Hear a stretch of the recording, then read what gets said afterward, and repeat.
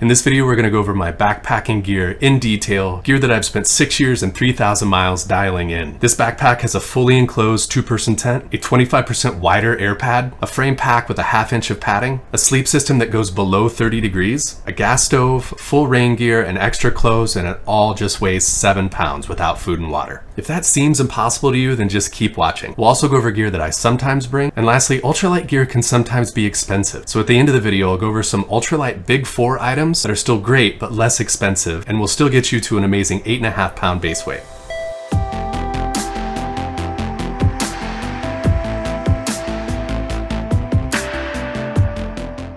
Okay, let's get you going deeper into the backcountry, seeing more things without destroying your body, starting with the tent. The tent this year is the Z-Pax Duplex. What's great about this tent is the great cross ventilation you get from having 2 doors, which is important on hot nights and also helps limit condensation. The Dyneema fabric is up to 30 times more waterproof than woven fabrics, and the extra 2-person room is great when it's raining. The major downside is cost. It's expensive, but I have an alternative at the end of the video that's much cheaper. The backpack again is the KS40 from KS Ultralight. No other pack this light can carry 27 pounds of weight. The KS40 carries this weight well due to these frame stays that run the length of the pack and transfer forces to the hip belt, and also from this pad pocket where a 1/2 inch of cushioning lives. 27 pounds is the max weight I'll carry on 5-day trips, so I see no need to buy backpacks rated to 35 or 40 pounds. An example of this is the Hyperlight 2400. The pack itself weighs 2 pounds and carries 40 pounds, so it's way more packed than an ultralight hiker actually needs. KS also has 30 different pack customizations. No other pack maker does that. Now then, I sent him this white pack material that he does not carry, so I recommend the 200 denier Dyneema that looks like this. My sleeping quilt is the 30-degree Nunatak Arc UL quilt. There's a reason they have a 4-month waiting list, and it's in the details. It features baffles that are narrower, tapered, and well stuffed, ensuring the down insulation is locked in place, keeping you warm all night. Details like differential cuts, foot-shaped foot boxes, and waterproof necklines also push them ahead of competitors. To me, quilts are better than sleeping bags because they're strapped down to the sleeping pad, leaving you free to toss and turn without disturbing the loft of the down. The next is the sleeping pad, a 25-inch wide Thermarest Uberlight. I use this pad, but it has the thinnest material ever used in a pad, and I still feel like it needs a 1/8 inch foam pad underneath it to protect it. Regardless of which pad you use, I like 25-inch pads, which are 25% wider than normal sleeping pads. Good sleep to me means tossing and turning, so blood can move through my tissues, which is something I cannot get on narrower pads. Full comfort means not skimping on sleep gear. Real quick, do me a favor and hit the like button. If you hit it, every time I pass a hiker blasting music on a Bluetooth speaker, I will slap them, just for you.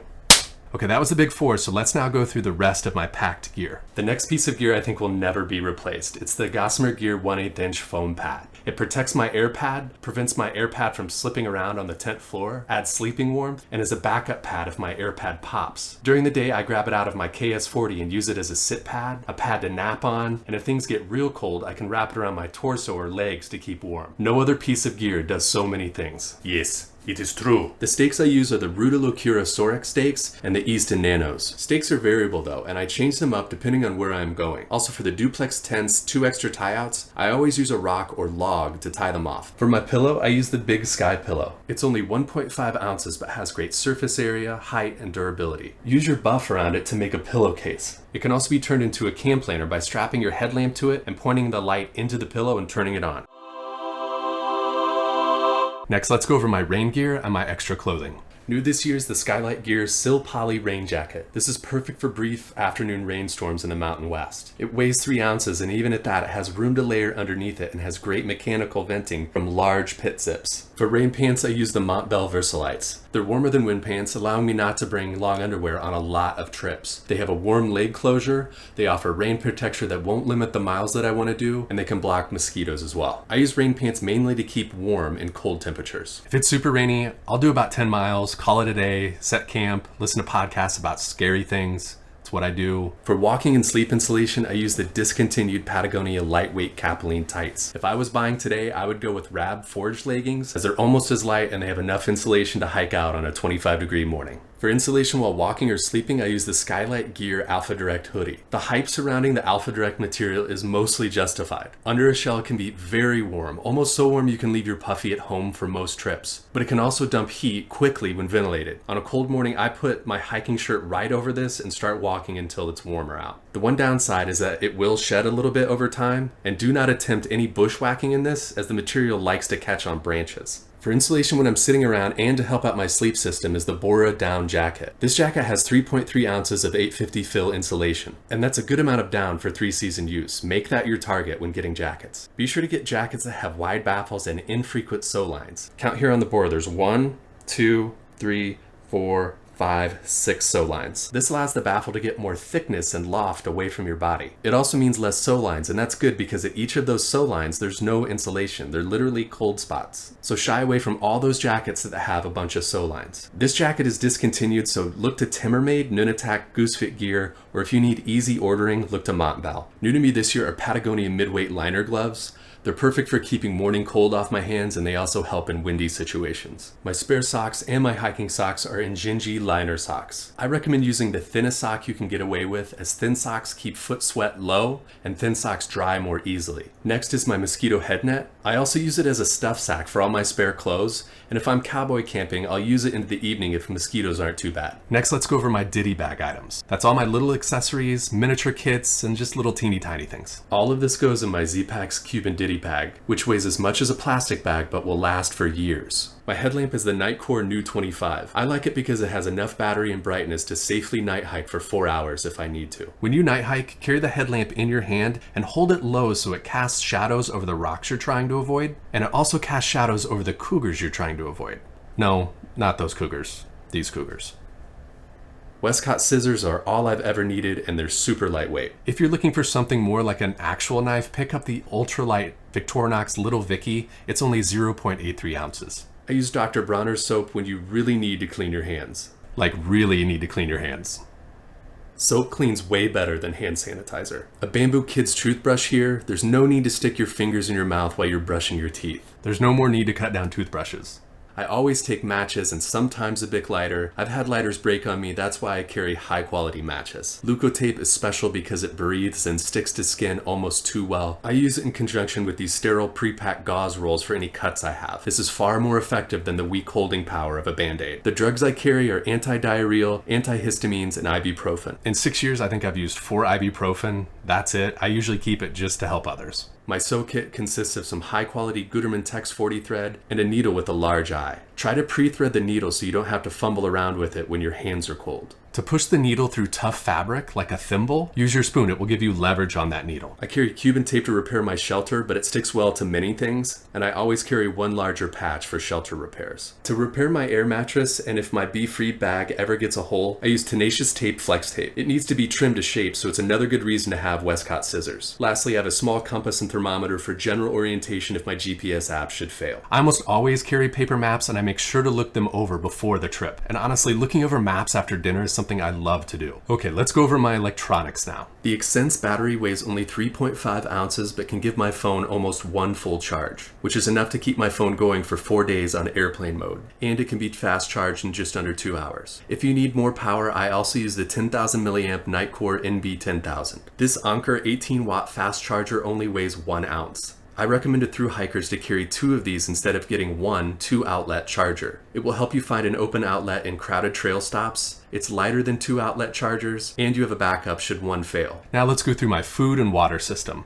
This year I switched to a gas stove, mainly due to alcohol stoves being banned almost everywhere I like to hike. But I still have my 500 milliliter Tokes Ultralight pot, my Rudolocura lid, and now the BRS 3000. The BRS 3000 is not the most efficient stove, but for most trips it's great to cook behind a wind block and it will boil water quickly. Lastly, though this is a little expensive, this is one of my favorite pieces of handmade backpacking gear. This pearwood spoon from handmaderecycle.com is light, has great bite volume, and you can even order a custom handle length from them. For food storage, I use the 12x15 Plymore food storage bags. Per bag, these bags are way cheaper than the Locksack OpSack and have done well keeping food odors down. Plymore still only sells them in packs of 50, so get a friend to buy these with. Next is my water filter system, the Katadyn Be-Free, which is the lightest and fastest filter available. With a 600 milliliter bag and a 1 liter plastic bottle, I can walk 7 to 10 miles, which is usually all I need to get to the next water source. The wide bag opening makes it easy to scoop from low flow water sources, and the bag is tough. If the bag ever gets a hole in it, I can patch it with the Tenacious Tape I showed earlier. Unlike the Sawyer Squeeze, there's no O-rings to lose, and the Katadyn doesn't tip over in my side pockets. Okay, that's it for all of my gear. Now let's lay it all out, see it, and go over some of the things I sometimes bring.